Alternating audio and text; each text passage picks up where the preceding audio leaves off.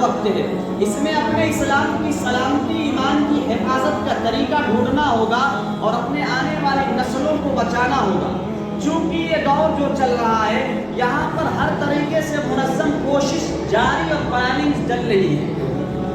اس لیے ہر دور میں ایمان والوں نے اپنے ایمان کی حفاظت کی ہے، اور جن لوگوں نے اپنے ایمان کی حفاظت کے لیے قدم اٹھایا ہے، جن لوگوں نے اللہ تبارک و تعالیٰ کی وحدانیت اور اس کے ایک ہونے کا اعلان کیا ہے، تو ان پر مصیبتیں آئی ہیں۔ اگر آپ انبیاء کرام کو دیکھیں گے تو نمرود نے حضرت ابراہیم کو آگ میں ڈالا تھا، حضرت زکریا کو حکومت وقت نے آرے سے چیر دیا تھا، ان کے بیٹے حضرت یحییٰ کو ذبح کروایا تھا، مصر کے بادشاہ نے حضرت یوسف کو جیل میں ڈال دیا تھا، رومیوں نے یہودیوں کے کہنے پر حضرت عیسیٰ کو سولی چڑھا دینے کی مکمل کوشش کی تھی۔ خود آقا کریم جناب محمد رسول اللہ کی زندگی کا مطالعہ کیجئے، کفار مکہ نے آپ کو قتل کرنے کی سازش رچی، آپ کو زہر دینے کی سازش رچی، اسی طریقے سے شعبہ ابی طالب کے اندر آپ کو قید کر دیا گیا، آپ کے اہل خانہ کو قید کر دیا گیا، وہاں 3 سال تک آپ سوکھا چمڑا اور پتا کھانے پر مجبور کر دیے گئے۔ تو اس قسم کی مصیبتیں آئیں گی،